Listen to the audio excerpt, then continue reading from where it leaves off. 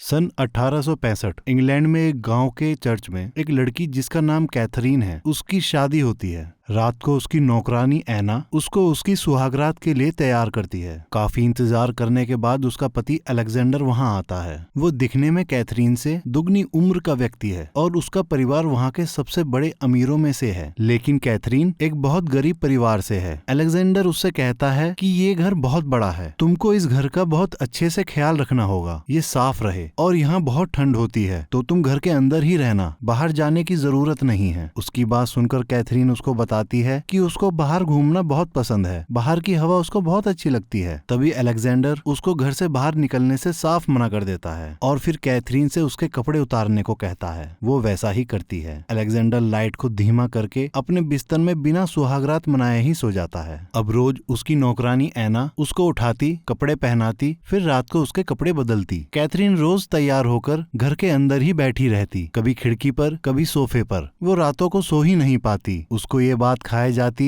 कि अलेक्जेंडर उसको पसंद नहीं करता, क्योंकि इतना समय बीत जाने के बाद भी वो कभी उसके साथ इंटीमेट ही नहीं हुआ था। सारी रात जागने की वजह से उसको दिन में भी नींद आने लगती। फिर एक दिन बोरिस, जो अलेक्जेंडर का पिता है, उन्होंने अपने घर में पार्टी रखी, जिसमें सबके साथ कैथरीन भी वहीं बैठी थी। ज्यादा देर बैठे रहने से उसको वहां नींद आने लगती है, तो वो अपने पति से जाने के लिए पूछती है। अलेक्जेंडर उसे जाने के लिए बोल देता है। तभी पीछे से बोरिस आकर बोलता है कि तुमको अपने पति के साथ ही रुकना चाहिए था, जब तक वो ना जाए तुम भी नहीं जा सकती। कैथरीन कहती है कि मैं बहुत थक गई थी, लेकिन अगली बार से ध्यान रखूंगी, और कहकर वहां से चली जाती है। फिर बोरिस उसकी नौकरानी एना को बुलाता है और उससे कहता है कि जब तक अलेक्जेंडर कमरे में ना आ जाए तुम इस चीज का ध्यान रखना, कैथरीन सोनी नहीं चाहिए। एना उसको अलेक्जेंडर के आने तक सोने नहीं देती। अलेक्जेंडर आते ही कैथरीन को फिर से कपड़े उतारने के लिए बोलता है। वो कपड़े उतार देती है और इस बार वो उसको दीवार की तरफ मुंह करके खड़े रहने के लिए कहता है। कैथरीन वैसा ही करती है, लेकिन अलेक्जेंडर फिर भी उसको टच नहीं करता। वो मास्टरबेट करता है, जिसको देखकर कैथरीन हैरान होती है। फिर अगली सुबह वो बिना उसको बताए कहीं चला जाता है। कैथरीन सुबह नाश्ता करती हुई अपने ससुर से पूछती है कि वो कहाँ गए हैं, तो वो बताता है कि वो इंग्लैंड के एक गाँव अमली गए हैं और मुझको भी अभी तुरंत लंदन जाना है। तुम यहाँ अकेली रहोगी तो घर में ही रहना और रेस्ट करना, जिससे जब तुम्हारा पति वापस आए तो तुम फ्रेश रहो और अच्छे से उसकी सेवा कर सको। और कहकर वो भी वहां से चला जाता है। उसके जाते ही कैथरीन सबसे पहले बाहर का दरवाजा खोलती है और घर के बाहर निकलकर पास की पहाड़ी पर जाकर ठंडी और ताजी हवा को महसूस करती है, जैसे वो फिर से जिंदा हो गई हो। अगले दिन वो तैयार होकर सोफे पर सो रही थी, तभी उसको बाहर से कुछ शोर सुनाई देता है। वो उस शोर का पीछा करते हुए नौकरों की बैरक में चली जाती है। वहाँ वो देखती है कि उसके नौकरों ने किसी को कपड़े में बांधकर लटकाया हुआ है। तभी वो उनसे पूछती है कि ये सब क्या हो रहा है। फिर उनमें से एक नौकर उसको बताता है कि हम सूअर का वजन तोल रहे हैं। लेकिन कैथरीन समझ जाती है कि यहाँ कुछ गड़बड़ है और वो उसको आजाद करा देती है। वो और कोई नहीं, उसकी नौकरानी एना ही थी। फिर वो उसी नौकर से पूछती है कि मेरा वजन कितना है। उसकी बात सुनकर वो नौकर उसे गोदी में उठा लेता है। कैथरीन गुस्से में उसको धक्का मारती है और वहाँ से चली जाती है। घर वापस आकर वो एना से उस नौकर का नाम पूछती है। वो बताती है कि उसका नाम सेबेस्टियन है और वो यहाँ नया आया है। अगली सुबह कैथरीन तैयार होकर फिर उन पहाड़ियों पर जा रही होती है और सेबेस्टियन उसको देख लेता है। आज ज्यादा ठंडी हवा और बारिश होने के कारण एना कैथरीन को बाथ टब में लेटाकर गर्म पानी और ब्रश से रगड़ रगड़ कर नहलाती है। वो उसे इतना ज्यादा रगड़ती है कि कैथरीन को परेशानी होती है और वो एना को धक्का दे देती है। अब रात को कैथरीन आग में अपने बाल सुखा रही होती है, तभी उसको पीछे के दरवाजे पे कुछ आहट सुनाई देती है। वो धीरे से वहां जाकर उसको देखती है। वहां और कोई नहीं, सेबेस्टियन ही था। अब वो जबरदस्ती कैथरीन के कमरे में घुस जाता है और कैथरीन को वहां से भागने से पहले ही पकड़ लेता है। वो उसे किस कर लेता है। कैथरीन उसको धक्का दे देती है, लेकिन अब वो खुद सेबेस्टियन को किस करती हुई उसे बेड पर गिरा देती है और पागलों की तरह उसके कपड़े खोलती है। अब दोनों इंटीमेट होते हैं। अगली सुबह एना रूम में आती है और कैथरीन को बिना कपड़ों के सोता हुआ देखती है। वो बाहर आकर जब गेट बंद करती है तो उसको बड़ा अजीब लगता है। कैथरीन कैथरीन अब आजाद सा महसूस करती है और बहुत हंसती है।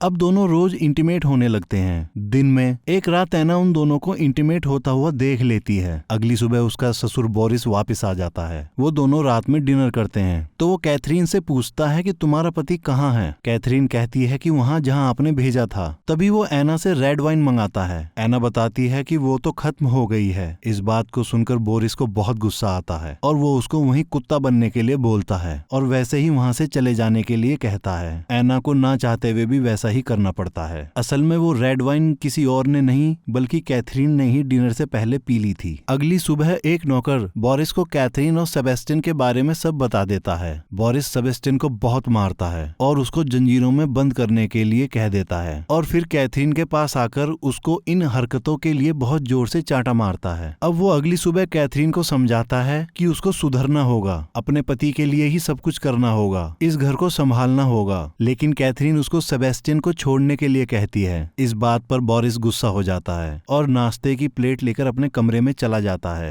तभी कैथरीन उसके दरवाजे पर कुर्सी लगाकर उसको ब्लॉक कर देती है और खुद उसकी कुर्सी पर बैठकर एना को भी अपने पास बैठाकर साथ नाश्ता करवाती है। इन सब के बीच बोरिस बाहर निकलने की बहुत कोशिश करता है, शोर भी मचाता है और एना जैसे ही दरवाजा खोलने के लिए उठने वाली होती है, कैथरीन एना को कुछ भी करने से मना कर देती है। कुछ देर बाद आवाज आनी बंद हो जाती है। तभी अचानक से एना को पेट में हलचल लगती है। फिर कैथरीन उसको डॉक्टर के पास जाने के लिए बोलती है और खुद सेबेस्टियन को छुड़ाने के लिए चली जाती है। डॉक्टर घर पर आकर बताता है कि बोरिस मर चुका है। आना अपने रूम में रो रही होती है क्योंकि उसकी आवाज चली जाती है। असल में उनके नाश्ते में जो मशरूम थे उसमें जहर मिला हुआ था। कैथरीन बोरिस का फ्यूनरल करती है और उसके बाद सेबेस्टियन को अपने पति के कपड़े पहनाती है और उसको बताती है कि उसका पति अब कभी नहीं आएगा क्योंकि उसने कैथरीन को पहले ही एक लेटर लिखकर बता दिया था कि वो अपने पिता की मौत पर भी नहीं आएगा, बल्कि वो अब कभी वापस नहीं आएगा।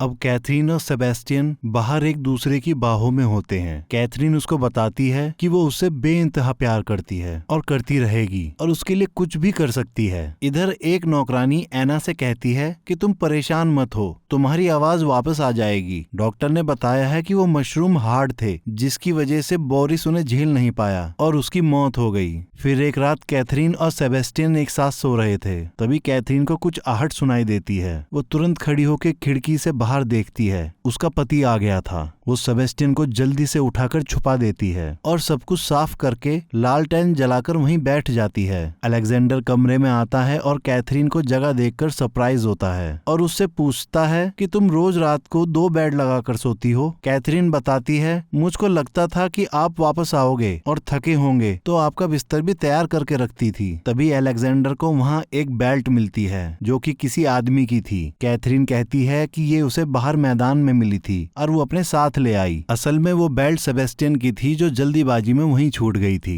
फिर वो कैथरीन से बोलता है कि तुम पहले से मोटी लग रही हो। तभी कैथरीन उसके सवालों से बचने के लिए उससे कहती है कि मैं आपके लिए चाय लेके आती हूँ। थोड़ी देर में वो उसको चाय लाकर देती है। फिर अलेक्जेंडर कैथरीन से बोलता है कि मुझे पता है कि तुम मेरे पीठ पीछे क्या कर रही हो। तुम एक वेश्या बन गई हो और कितनों के साथ सो चुकी हो। कैथरीन चुपचाप सब सुन रही थी। फिर वो उसको बताता है कि मेरे पिता तुमको खरीद कर लाए थे और तुम जमीन का एक ऐसा टुकड़ा हो जिस पर एक गाय को छोड़ दिया जाए तब भी वो अपना पेट नहीं भर सकती। अलेक्जेंडर उससे कहता है कि अब तुम उस आदमी से नहीं मिलोगी और इस घर के अंदर ही रहोगी, सिर्फ धार्मिक किताबों के साथ, और मैं उस आदमी को हमेशा के लिए यहाँ से दूर भेज रहा हूँ। इतना सुनते ही कैथरीन सेबेस्टियन को उसके सामने ले आती है और अलेक्जेंडर के सामने ही उसके साथ सेक्स करने लगती है। अलेक्जेंडर गुस्से में पागल हो जाता है और कैथरीन को चांटा मार देता है। फिर सेबेस्टियन और अलेक्जेंडर की हाथापाई होती है। तभी कैथरीन एक लोहे की छड़ी से अलेक्जेंडर के सिर पर कई वार कर उसको मार डालती है, जिसे देखकर सेबेस्टियन घबरा जाता है। लेकिन अब वो दोनों उसकी लाश को लेकर रात के अंधेरे में जंगल में दफना देते हैं। सेबेस्टियन अलेक्जेंडर की मौत से बहुत परेशान हो जाता है। वो सो नहीं पाता तो कैथरीन उसको समझाती है कि अगर हम उसको नहीं मारते तो वो तुमको मार देता और अब हमारे बीच में कोई नहीं है। तुम अब इस घर के मालिक हो। वो ये बात सुनकर रिलैक्स होता है और फिर दोनों इंटीमेट होते हैं। अगली सुबह दोनों टेबल पर नाश्ता करते हैं। ऐना को वो टेबल पर बैठा हुआ अच्छा नहीं लगता, लेकिन फिर भी ऐना उसे चाय देती है। कुछ दिन ऐसे ही बीत जाते हैं। तभी अचानक से एक महिला एक बच्चा जिसका नाम टेडी है उसके साथ वहाँ आती है और वो बताती है, मैं इस बच्चे की नानी हूँ और ये बच्चा अलेक्जेंडर का है। मेरी बेटी के मरने के बाद अलेक्जेंडर ने लीगल पेपर बनवाए और इसको उसका उत्तराधिकारी घोषित किया है। वो पेपर सच में असली थे। अब वो दोनों भी उसी घर में रहने लगते हैं, जिसकी वजह से कैथरीन और सेबेस्टियन अब घर पे नहीं मिल पाते। कैथरीन उसकी बैरक में उससे मिलने जा रही होती है, तभी अचानक से टेडी भी उसके साथ चलने की जिद करता है। फिर कैथरीन उसको लेकर खेत की तरफ चली जाती है, जहाँ वो दोनों बहुत बात करते हैं। घर आकर टेडी की नानी कैथरीन से बोलती है कि तुम अपना रूम टेडी को दे दो, क्योंकि तुम्हारा रूम मेरे रूम के पास है। कैथरीन ना चाहते हुए भी उसको हाँ बोल देती है। फिर एक दिन कैथरीन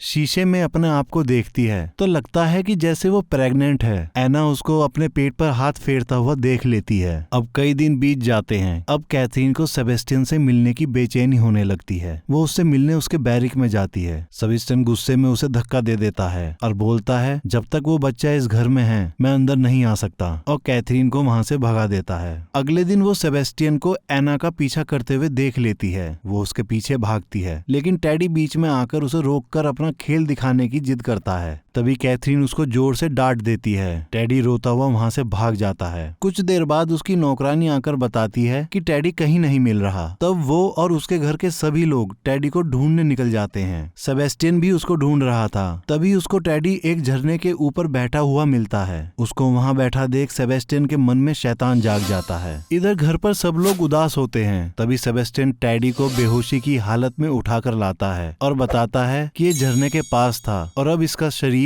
ठंड से ठंडा हो गया है। तभी टेडी की नानी उसके इस तरह से घर में घुसने से गुस्सा हो जाती है और उसकी बेइज्जती करके घर से बाहर भगा देती है। कैथरीन को ये अच्छा नहीं लगता और वो तुरंत सेबेस्टियन के पीछे जाती है। सेबेस्टियन गुस्से में वो घर छोड़ के जाने के लिए अपने कपड़े पैक करने लगता है। कैथरीन उसका गुस्सा शांत कराती है और बोलती है, तुम मुझ पर भरोसा रखो, मैं तुम्हारे लिए कुछ भी कर सकती हूँ। फिर कैथरीन टेडी की नानी के पास जाकर उसको रेस्ट करने के लिए बोलती है और कहती है, मैं यहाँ टेडी के पास बैठी हूँ, आप रेस्ट कर लो, क्योंकि सुबह जब टेडी उठेगा तब इसको आपकी जरूरत होगी। उसकी नानी मान जाती है। अब कैथरीन वहाँ अकेली है। वो पीछे के दरवाजे से सेबेस्टियन को अंदर बुला लेती है। सेबेस्टियन टेडी का पैर पकड़ता है और कैथरीन टेडी का मुंह तकिए से दबाकर उसको मार डालती है और रोकर वो अपना चेहरा ऐसा बना लेती है जैसे उसको बहुत दुख हुआ हो। सुबह ऐना सबसे पहले उस कमरे में आकर टेडी को मरा हुआ देखती है और सबको बता देती है। इधर दूसरी तरफ सेबेस्टियन जंगल में बहुत रोता है। उसको टेडी को मारने का गिल्ट हो रहा होता है। उसकी अंतरात्मा उसको बहुत कचोट रही थी। इधर डॉक्टर और एक जासूस कैथरीन से पूछता है कि आपको नींद कब आई। कैथरीन कहती है, मैं शायद 10 मिनट के लिए सोई थी और तभी ऐना कमरे में आ गई थी। तो डॉक्टर कहता है कि हो सकता है कि आप ज्यादा देर के लिए सो गई हो और कोई उस समय घर के अंदर आया हो, क्योंकि टेडी के शरीर पर चोटों के निशान थे। कैथरीन बताती है शायद चोट उसे झरने के पास लगी हो, लेकिन डॉक्टर और जासूस उसकी बात को नहीं मानते। तभी सेबेस्टियन वहाँ आकर सबको सच बता देता है कि कैथरीन ने ही अलेक्जेंडर को मारा।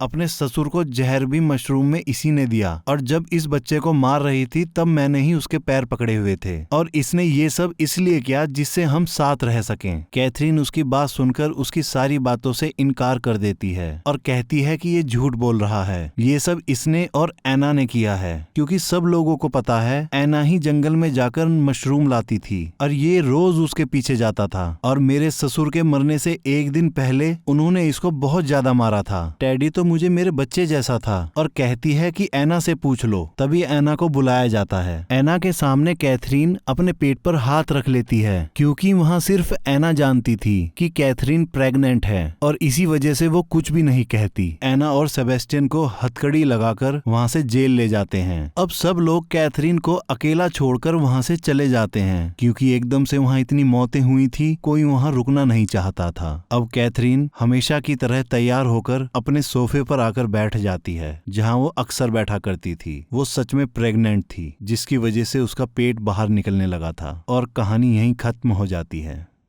आशा करता हूँ कि आप सभी को ये एक्सप्लेनेशन पसंद आई होगी। और भी मूवी के एक्सप्लेनेशन सुनने के लिए आप हमारे इस चैनल को लाइक करें, सब्सक्राइब करें और साथ ही बेल आइकन दबाना ना भूलें।